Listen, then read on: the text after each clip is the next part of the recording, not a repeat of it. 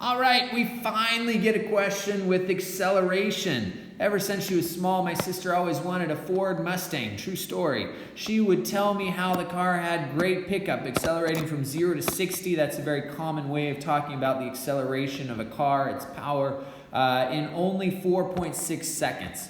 Find the average acceleration of the Mustang in meters per second squared. All right, so we're going to have to do a couple of things here. Right? The first thing, we need to be in meters, not in miles. Okay, so we're going to do that. We're going to start with miles per hour, and we're going to turn that into meters per second.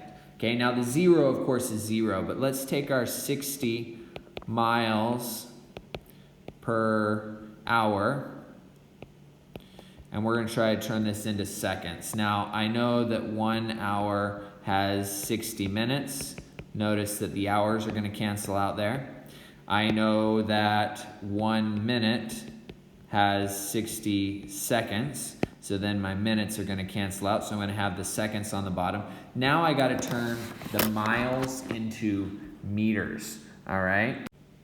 Now to do this, you're going to need to know how many meters, of course, they're in a mile, which I just looked up, and that is that 1 mile has 1,609 meters. Generally speaking, if you do 1,600, that's going to be close enough for our purposes, 1,600 meters. If you remember that a track has 400 meters, 4 times around the track is approximately a mile, right? The distance is about a difference of 10 meters, which they work out if you're doing an official race. But anyway, so you got 1,609 meters per mile. And now we should be able to go through and calculate all that because my miles is now going to cancel out. So I'm going to go 60 times 1609 and then also divide by the 60 and the other 60. And I'm going to get 26. I know some of you are working along. 26.8. Okay, now there's some extra digits there. When I do my calculation, I'm going to keep the other digits, the digits that are in the calculator. But when I write it down, I'm not going to write down all 20 zillion digits that there are. So 26.8, and this is in meters per second. Okay, so it goes from 0 to 26.8 meters per second in 4.6 seconds. All right, now acceleration is defined as the change in velocity over the change in time. And again, it is a vector. It should have a direction. We're just going to consider positive velocity change, positive direction of the acceleration here.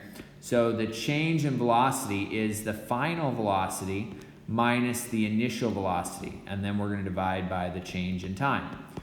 Okay, so final minus initial velocity. The final velocity is that 60 miles an hour, which is 26.8 meters per second.